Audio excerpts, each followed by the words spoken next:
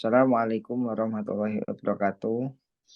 Kami dari kelompok 11 yang beranggotakan Asyifa Putri Ardiansah dengan NIM 21810334013 dan saya sendiri dan Nutri Laksono dengan NIM 21810334065 ingin mempresentasikan tentang e-business system. Yang pertama ada definisi e-business.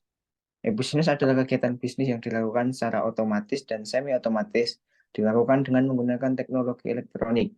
E-business memungkinkan suatu perusahaan untuk berhubungan dengan sistem pemrosesan data internal dan eksternal secara lebih efisien dan fleksibel. E-business juga banyak dipakai untuk berhubungan dengan supplier dan mitra bisnis perusahaan, setelah memenuhi permintaan dan melayani kepuasan pelanggan secara lebih baik.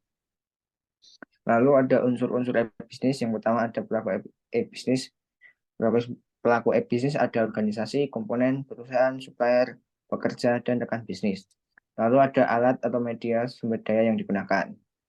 Ada teknologi informasi dan komunikasi, lalu ada komputer atau data yang telah dikomputerisasi, dan juga internet.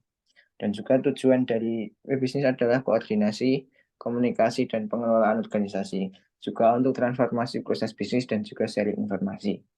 Keuntungannya yaitu pendidikan yang aman, fleksibel, dan terintegrasi, juga memberikan nilai bisnis yang berbeda dan juga lebih efisien, dan peningkatan produktivitas dan keuntungan. Lalu kegiatan start sasaran dan proses bisnisnya yaitu satu untuk transaksi, yang kedua untuk penjualan dan pelayanan termasuk juga operasi bisnis yang utama. Nilai e-business. Yang pertama ada aspek efisiensi, yang kedua ada aspek jangkauan, dan yang terakhir ada aspek struktur. Jenis-jenis e-business yang pertama ada B2B atau business to business, yang kedua ada B2C atau business to consumer, dan yang ketiga ada C2C atau konsumen to konsumen. Yang terakhir ada C2B atau konsumen to business. Faktor-faktor keberhasilan e-business. Yang pertama e-business dan strategi organisasi, yang kedua adalah pembeli dan inbound logistik, yang ketiga operasi internal dan sumber daya manusia, yang keempat penjualan dan pemasaran, dan yang terakhir adalah pelayanan dan dukungan penjual. Model e-business yang pertama ada virtual storefront, yang kedua ada marketplace concentrator, yang ketiga ada information broker, yang keempat ada transaction broker, dan yang kelima ada electronic clearinghouse, dan yang terakhir ada reverse auction. Selanjutnya akan dibacakan oleh Mbak Asyifa. Selanjutnya ada perbedaan e-bisnis dan e-commerce. E-bisnis mempunyai daya jangkau yang lebih luas daripada e-commerce seperti modal, SDM, dan berbagai pemasaran produk hingga jasa setiap resiko yang kemungkinan akan ada di dalamnya setelah pembelian barang maupun jasa. Sedangkan e-commerce hanya sebatas pada berbagai proses penjualan dan pembelian produk barang atau jasa dengan memanfaatkan jaringan internet pada wadah atau situs web saja. E-commerce hanya melakukan kegiatannya yang terbatas pada media kegiatan jual beli online saja, sedangkan e-bisnis lebih pada edukasi dan juga menjaga para konsumennya untuk lebih paham tentang manfaat pada suatu produk atau jasa yang diperoleh dari kegiatan transaksi online. Selanjutnya, e-commerce hanyalah subbagian kecil dari e-bisnis saja, karena e-bisnis adalah suatu sistem yang sudah sangat lengkap yang di dalamnya terdiri dari berbagai bagian untuk membantu operasional bisnis dengan memanfaatkan perangkat elektronik dan juga internet. Dan yang terakhir, e-commerce hanya membutuhkan sistem pemasaran yang mencakup spesifikasi dan analisa penjualan saja, sedangkan e-bisnis akan jauh lebih baik, kompleks yang biasa mengarah pada setiap bagian.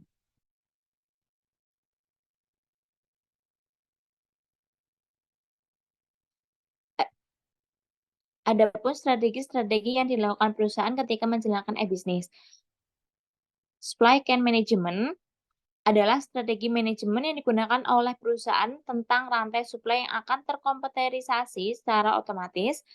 Kemudian ada ERP, ialah strategi bisnis dalam sistem informasi suatu perusahaan yang biasa digunakan untuk berkoordinasi tentang informasi dan sumber daya yang dipakai dalam proses berbisnis. Selanjutnya ada Customer Relationship Management, ialah strategi bisnis dari software atau perangkat lunak serta layanan yang didesain untuk bisa meningkatkan keuntungan serta kepuasan para konsumen.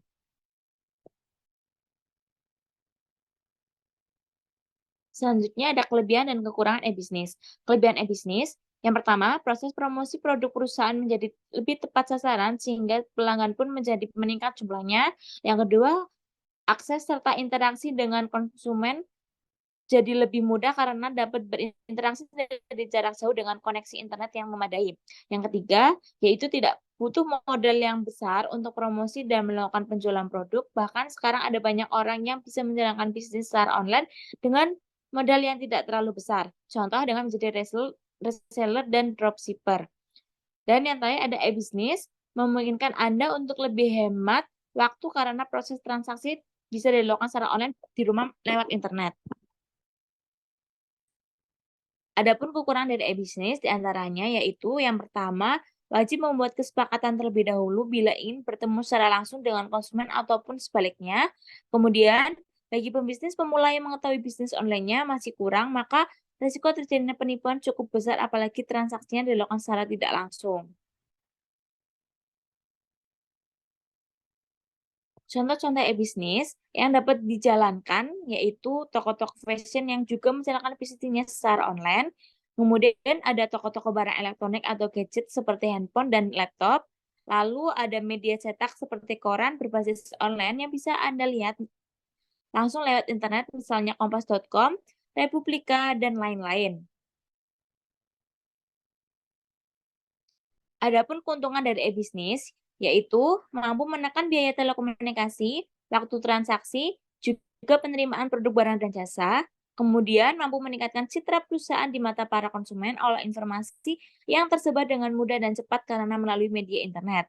Selanjutnya, mampu memperluas jaringan pasar perusahaan mulai dari pasar regional hingga internasional sehingga bisa menjangkau lebih banyak pelanggan. Dan yang terakhir, calon pelanggan atau konsumen bisa melihat informasi dan spesifikasi sekitar produk, barang, atau jasa yang dijual melalui internet secara langsung sehingga mereka tidak perlu repot-repot meminta informasi dengan mendatangi penjual secara tatap muka.